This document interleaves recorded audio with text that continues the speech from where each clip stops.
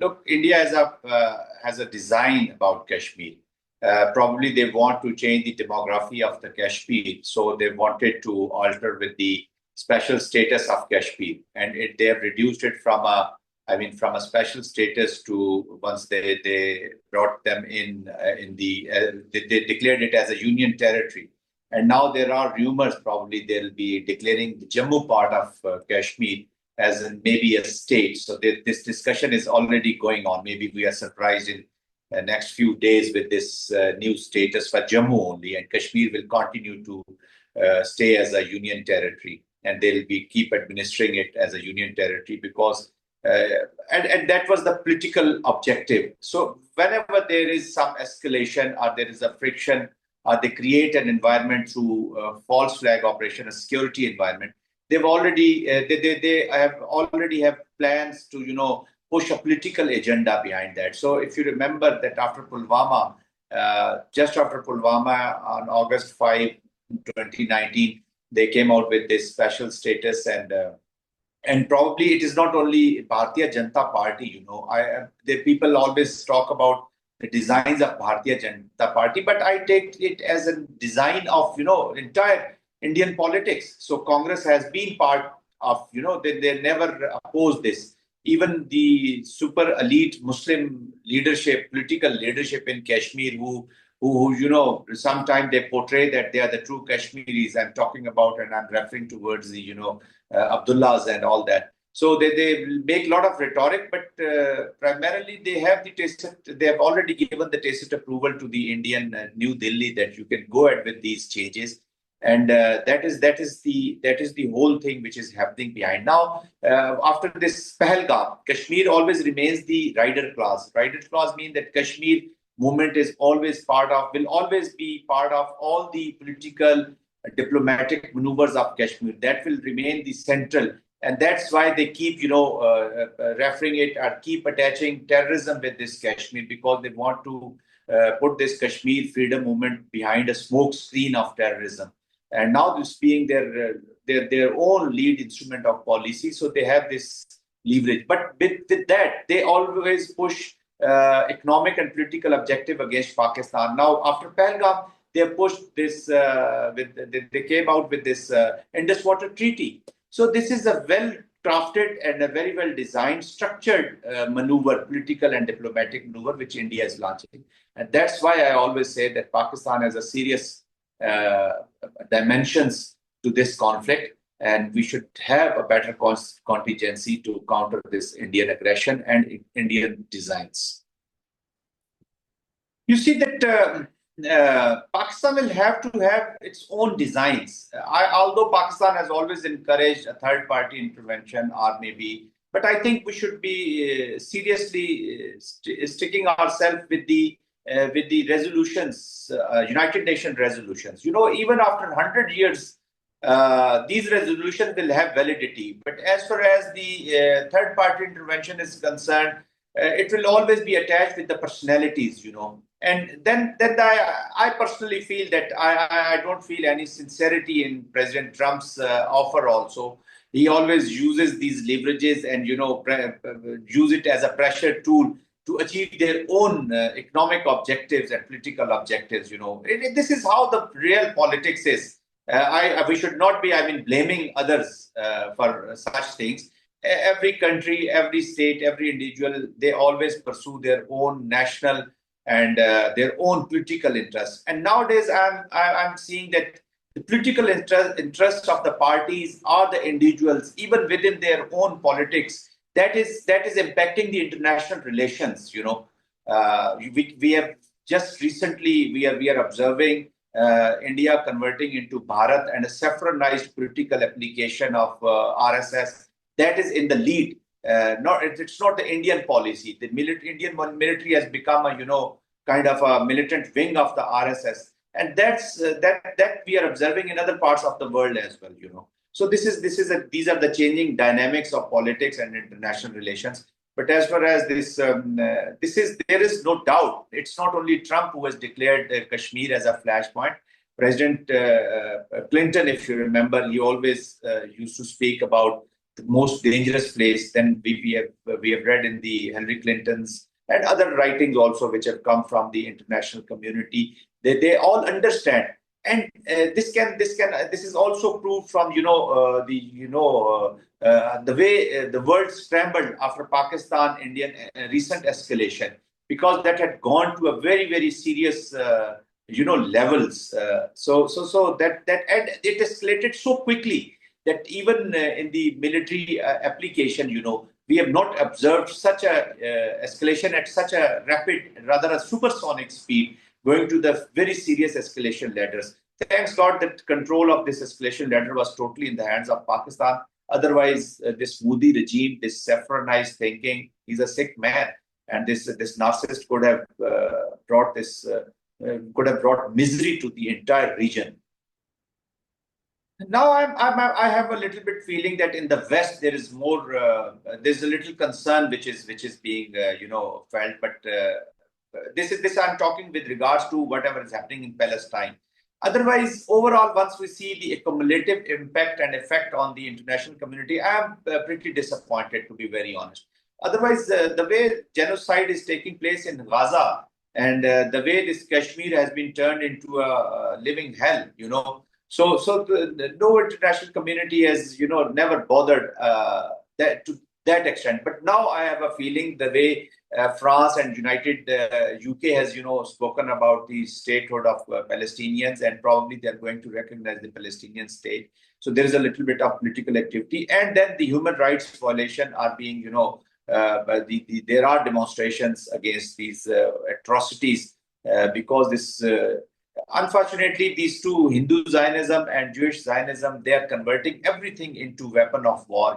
They are weaponizing the water, they are weaponizing the food, they are weaponizing the health, medicals. So there is no, there is no humanity being, being taken care of, unfortunately. And then, if the world remains silent, it means that they're giving the tacit approval to these genocidal approaches.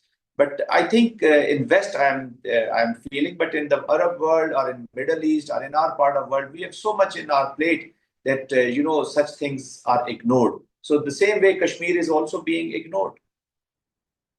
Of course, till the time this Kashmir is not solved, I'm not foreseeing another war. I am foreseeing many wars. I mean, maybe in other domains. We are already victim of this, whatever is happening in Balochistan or Khyber Pakhtunkhwa by the Indian proxies. This is basically it is emanating from the fundamental issue of Kashmir, nothing else.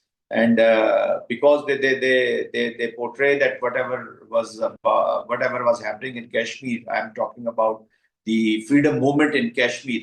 That is not the actual real freedom movement, but it's kind of a terrorism.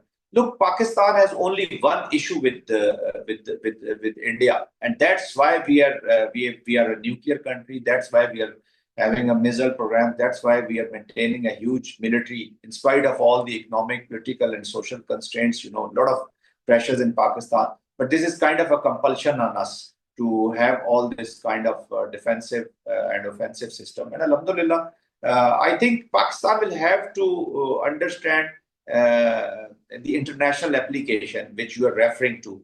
Of course, we should not. That's why I always say that we should have our indigenous contingencies in terms of politics, diplomacy, and military. But as far as military is concerned, I'm pretty confident because I've been serving in this military that Pakistan military has the capacity, Pakistan military has the capability, and most importantly, the Pakistani nation has the will to fight India on Kashmir. Missing piece is the Kashmiri people, especially those who are living in Indian illegally occupied Kashmir.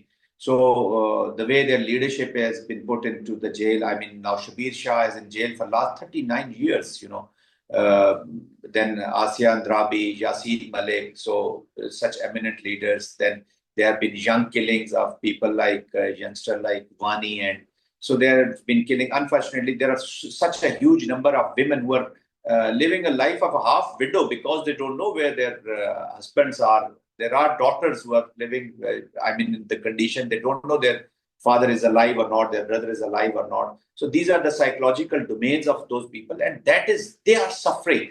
And unfortunately, they're becoming a victim of this political conflict. That's why I always say that Pakistan will have to hasten ourselves. We should not be waiting and waiting for the world to come and intervene, because these people are suffering.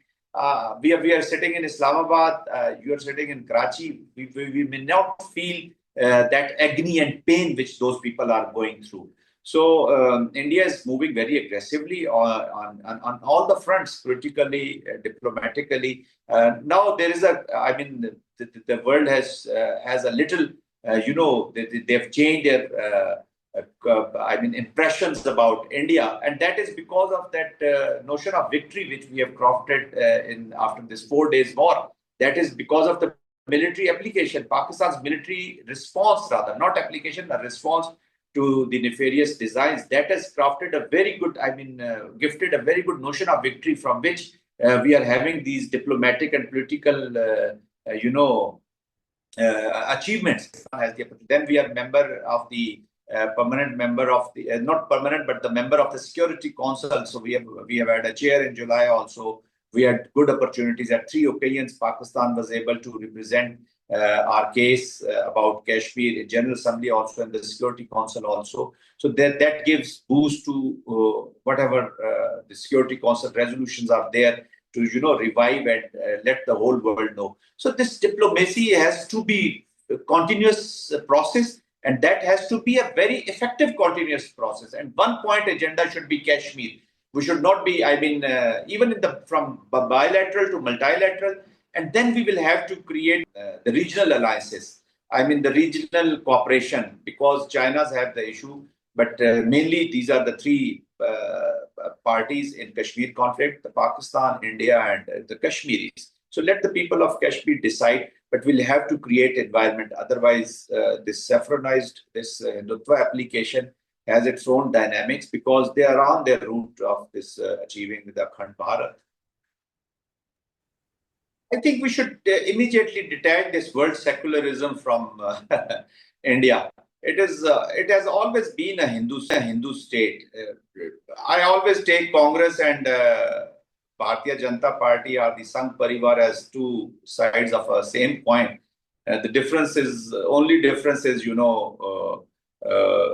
that the Congress side of the coin is little shining, and the Hindutva part of is really muddied and dirty part of that coin. But anyways, I think we have a very serious situation. Pakistani, I would say that with respect to the military response, we are okay. Alhamdulillah, Pakistan is a power to reckon with, and Pakistan as I said, Pakistan has the capacity, Pakistan has the capability, and Pakistan, the nation, most importantly, has the will to fight India. So that is there. But as far as our politics and diplomacy is concerned, that has to be more effective. So that if we will be moving on fronts together with the synergy, then we'll be able to put pressure on India.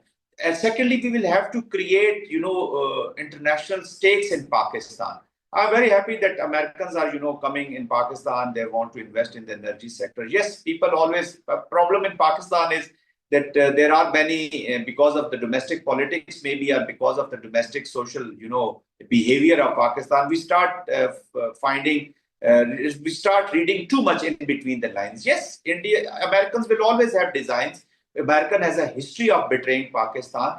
But these international relations can't be dependent on emotions. Emotions have to be put on aside, and then we have to be, with a prudent approach, with a very good approach, by taking all the necessary safeguards. I repeat, by taking all the necessary safeguards, we should go ahead. And Pakistan has the capability to navigate craftily as far as relationship with Pakistan relationship with China are concerned, and we can navigate between these two relationships. And Pakistan is a natural bridge. In the past, we have been playing the role of this bridge between China and United States of America. We have been playing the role of a bridge between Iran and Saudi Arabia, and we have the capacity and capability. And now Pakistan is being looked at as a natural stabilizer in the region, and that can also is being looked at as a country and as a state and as a nation and a location which can help all the big powers to achieve their objectives in the region. So you have to create the stakes. You have to you are a meaningful country, but you have to prove and stay as a meaningful country. Then you will have a lot of support. And Alhamdulillah, I think this 4 days battle has given you a stage from where we can, move forward. The only issue is the domestic, two things we have to do. This political polarization we need to address, and then we have to improve upon the governance. Because today, Pakistan is the biggest victim of our own poor governance rather than any, international application or outside application. We are into a hybrid war.